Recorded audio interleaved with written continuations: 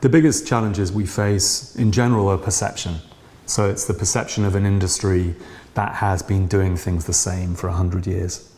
You know, we've been building big buildings out of concrete for 100 years. And to change that, to change the way in which different disciplines, different trades, professions work within the industry, to change people's expectations, their understanding of what success looks like, all those things, to change that, that's always the challenge for us. Not the practicalities are pretty straightforward. So one of the best things about timber buildings, in my view, is that they are adaptable. Timber is a very easy material to cut into, to carve and shape, but also the way in which we put the building together means that it's very easy to take apart. So because of the building's adaptability, that will give it a much longer life expectancy than a concrete or steel building that's a very static form, you know, that you can't cut into so easily.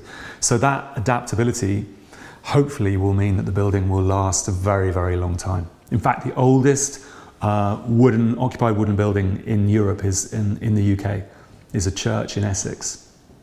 There's a lot the government can do in terms of supporting construction in timber in the UK. There's a lot around just promoting the idea of timber. I mean, there are so many great examples of how that's done. You know, in the United States, there's massive amounts of funding for research and for testing. In the EU, local governments and central governments are procuring buildings made of timber, specifically asking architects, engineers to build the buildings in timber.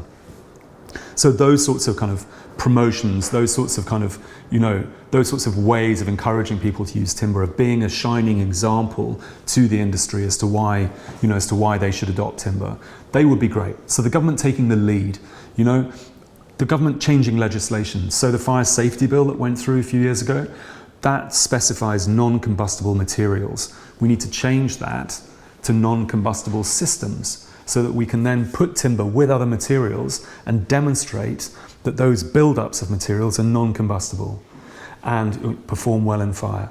So we need that change to the law, to the fire safety bill, but really it's about clear leadership, demonstrating that timber is the right way to build, but demonstrating that timber is a low carbon, viable alternative to concrete and steel.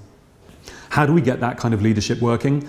I mean, you know, small steps. The education department needs to build timber schools.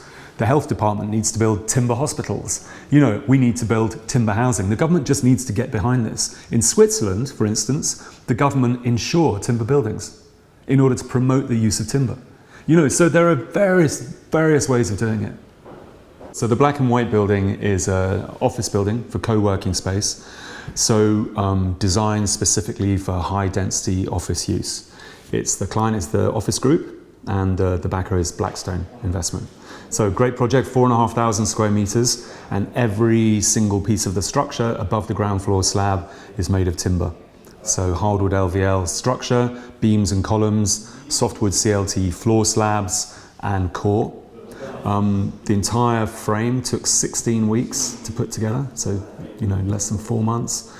6 people on site, assembled the whole building to really tight tolerances, about 20 millimeters from the whole front to the back of the building and about 10 millimeters across. So really tight tolerances, very quick, very clean, an 80% reduction in construction traffic, no site waste at all because it's all prefabricated, brought to site, screwed into position with cordless screwdrivers. So yeah, a great process.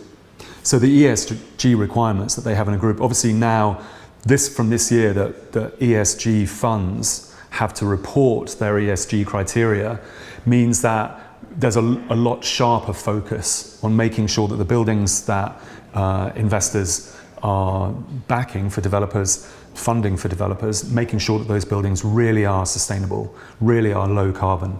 And timber is a very obvious example of that. You know, you walk in and it's visibly sustainable, visibly low carbon. So that's been a very important aspect of it. And we can demonstrate on this project a 60% reduction in carbon from a sort of equivalent reinforced concrete frame. So massive reduction in carbon. And you know, we have 1,000 tons just under 1,000 tons of carbon stored in the timber itself. So that's really, you know, those figures are massive. They blow out the water any other kind of, you know, savings that you might get. So building in timber, taking out the concrete and steel, replacing it with timber is a very quick, easy win in terms of carbon reduction.